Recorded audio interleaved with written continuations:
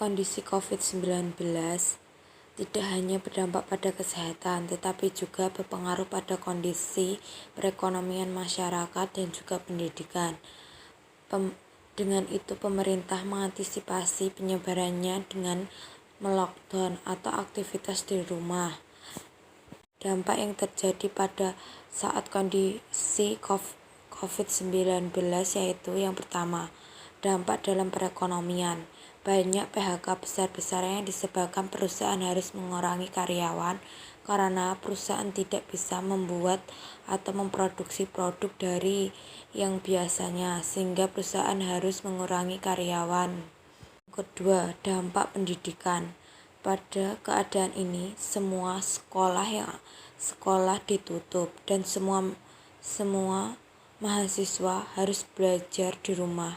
Dengan itu, banyak mahasiswa yang kesulitan atau mencerna pelajaran yang dibuat guru. Dampak bagi pedagang.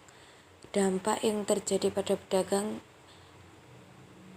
banyaknya masyarakat yang lebih suka belanja online daripada pergi ke pasar, sehingga pasar atau yang terjadi pada pedagang mengalami kerugian besar atau penurunan penghasilan dari yang sebelumnya. Dampak bagi pariwisata.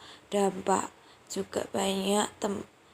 yang timbul, banyak tempat-tempat wisata yang tutup saat pandemi sebab masyarakat hanya bisa berdiam di rumah, sehingga tempat-tempat wisata harus ditutup untuk mengantisipasi penyebaran virusnya. Masyarakat yang ada di sekitar tempat wisata tidak bisa meraup untung atau berjualan di tempat-tempat wisata itu, sehingga masyarakat yang ada di tempat itu mengalami kesulitan perekonomian.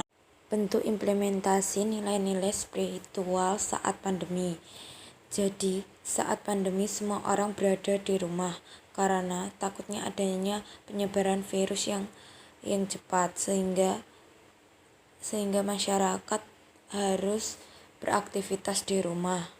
Dan kegiatan yang dilakukan untuk saat pandemi yaitu yang pertama, dengan meningkatkan imunitas tubuh dengan berolahraga, membuat badan kita sehat dan berenergi, membuat imun tubuh kita meningkat sehingga tubuh kita virus tidak bisa masuk ke tubuh kita. Yang kedua, makan makanan yang bergizi dan menyehatkan bagi tubuh, sebab tubuh kita membutuhkan vitamin dan protein yang tinggi. Tiga, beristirahat dengan teratur. Istirahat membuat imun tubuh kita meningkat dan virus tidak bisa masuk ke tubuh kita.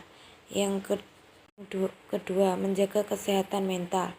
Menjaga kesehatan mental saat pandemi itu sangat penting karena saat pandemi banyak orang yang stres karena kehilangan pekerjaan, stres karena perekonomiannya berkurang.